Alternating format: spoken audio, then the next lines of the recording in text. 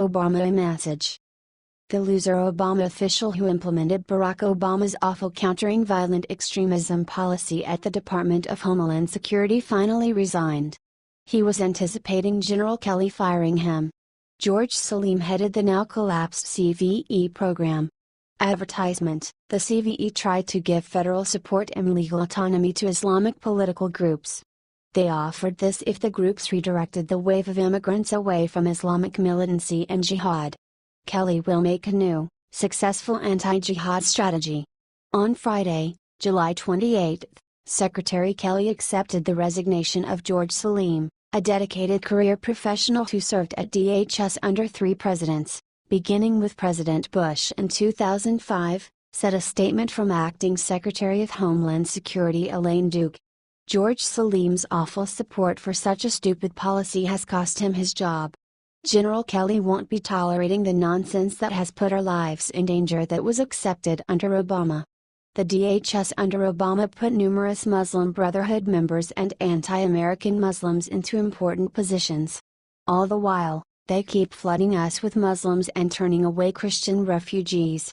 The federal government isn't the best organization to intervene in the process of radicalization unless that portion of the federal government is the military and that military is dropping bombs. The only way to counter violent extremism is to kill anyone who acts in an extremist manner against the United States. Local governments would be much more efficient if they stopped electing liberals and self-deprecating whites to the mayor positions in the cities where radicalization occurs. The CVE plan failed, in large part, because immigrant Islamic political activists kept raising their demands in negotiations with Obama's deputies. For example, some Islamic advocates demanded the FBI stay out of Muslim neighborhoods. Advertisement: what do you think of Salim quitting? Do you think General Kelly will fix the DHS?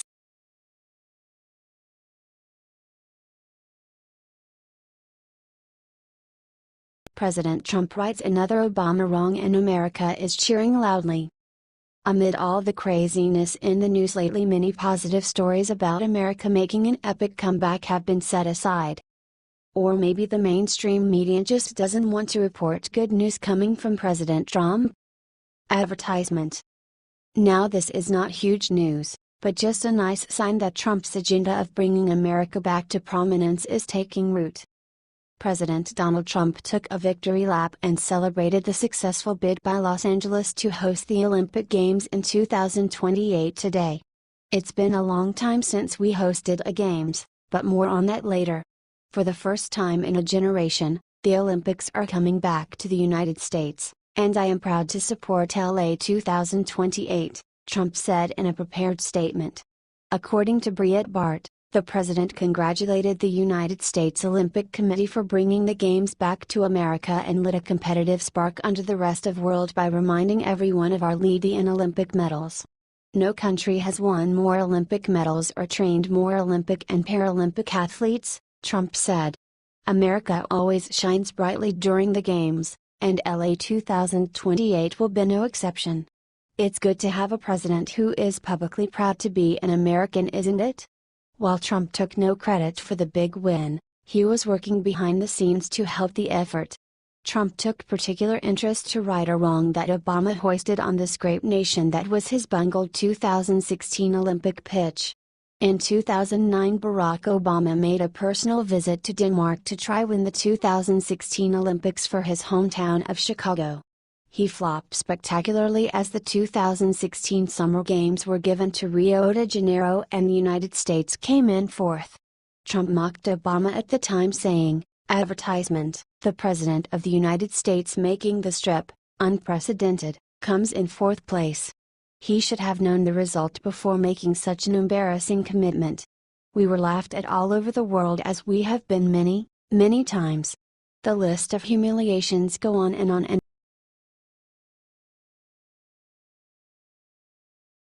Jeff Sessions busts massive D.C. bribery scheme. The U.S. Department of Justice headed by Jeff Sessions has successfully ended a government contractor's life.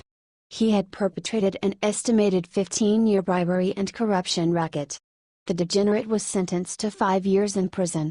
He was even ordered to pay $15,000 legal fee, Fine. Advertisement. U.S. District Judge Arinda L. Wright Allen today sentenced Joseph P. Allen, 56, of Panama City, Florida, following his guilty plea on April 19, to one count of conspiracy to commit bribery, the Justice Department statement read. Jeff Sessions and the Dodge elaborated on the scheme that was worth almost $3 million that occurred between 1999 and 2014. According to the statement of facts included in Allen's guilty plea, Allen conspired with a government contracting official, Scott B. Miserandino Sr., 58, formerly of Stafford, Virginia, to use Miserandino's position at Military SEAL Lift Command, to enrich themselves through bribery, the statement continued. Miserandino, Allen's alleged helper, hasn't even been sentenced yet in the military contracting fraud. However, the details give a little more information on the fraudulent plans. Specifically, beginning in about 1999, Miserandino used his position and influence at Military SEAL Lift Command to facilitate and expand Allen's company's commission agreement with a third-party telecommunications company that sold maritime satellite services to MSC. Unknown to MSC or the telecommunications company, throughout the scheme, Allen paid half of the commissions he received from that telecommunications company to Miserandino as bribes. Miserandino was charged with 5 counts on May 4. It's actually almost as disgusting as the VA scandal that ran under the Obama administration. This isn't something that should be taken lightly, and if this is what Sessions does, he will maintain his job for a very long time. What do you think of Sessions and the Dodge going after these scumbags? Advertisement. Share this story so everyone knows that the Attorney General is redeeming himself.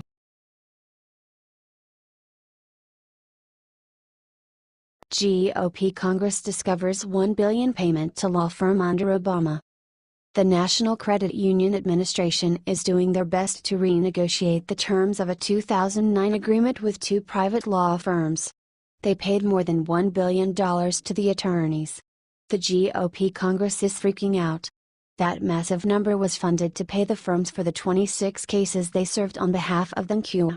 Advertisement. The agency was actually the liquidator for 5 corporate credit unions. They were the credit unions they were trying to bail out. The lawyers, who were kept on their retainer fees, did actually help the NCUA regain $5 billion from banks that put money into failed credit unions. That arrangement is too generous to the attorneys, one GOP Congress member said. The payment of over $1 billion in legal fees to private counsel raises serious questions about the propriety of the NCUA's legal fee arrangements, including whether the arrangements were in the best interest of the NCUA, Representative Ann Wagner, RMO, put forth in her letter to the chairman Mark McWaters that she isn't happy with the results. She is looking for more info from the agency and the agreement with the 2 law firms. She should be upset because they spent $1 billion of taxpayer dollars. Another agency, the Federal Housing Finance Agency, had its own deal with 2 other law firms to recoup money on behalf of mortgage giants Fannie Mae and Freddie Mac. FHFA has recovered more than $25 billion, and those law firms, based on an hourly fee basis, have received more than $400 million. Trial lawyers are all in the pockets of the Dems. They work for them as long as they keep funding them. It seemed like a fraud racket. There isn't a surprise that fiscally conservative GOP Congress is upset about this. There will be even more investigation into this in the future. Advertisement. What do you think about this?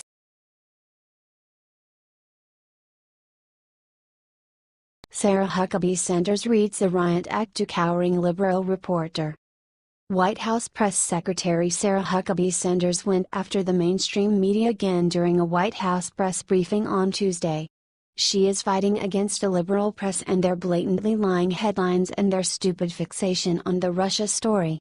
Sarah Huckabee Sanders went after the anti-Trump media while talking to reporters during her Tuesday White House press briefing.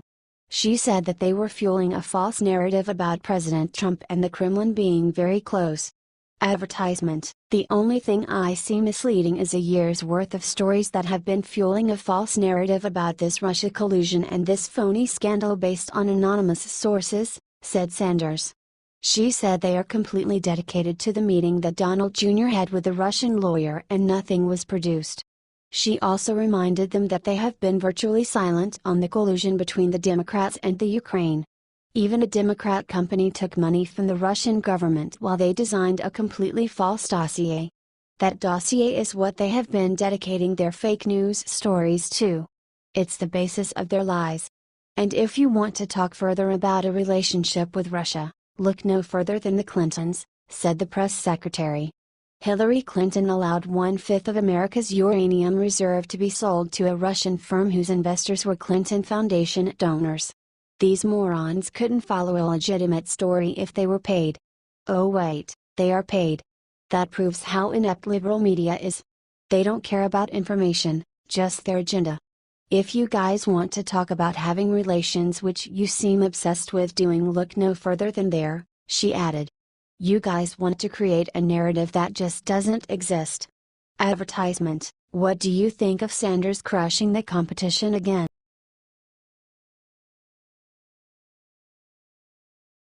Just in, Trump announces USA just broke another record, first time in history. What Trump promises is what Trump makes a reality. The president so far made enormous changes that proven to be amazing for this nation. The mainstream media together with the liberals ignore this fact and are still inventing different narratives and stories in order to make him look bad.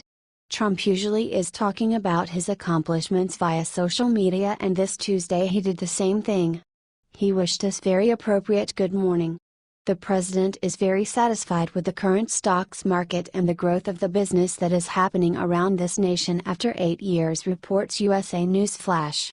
He tweeted, once again Trump's policies are proven to be the thing this country needs. He is indeed achieving more than Obama did in the past couple of years. After going through a 15% increase in the first quarter, with 60% of all firms in the index reporting an 11% growth in the second quarter. Reports show that industries from the automotive and finance tech are currently enjoying their second quarter profit gains. We also learned that Trump and his fellow Republicans are doing anything possible to cut the individual and corporate tax rates by the end of this September. Wow, what a change! This is a major win for the current administration, and they are doing an amazing job. We all need to ignore the media's lies and to focus on Trump's tweets at this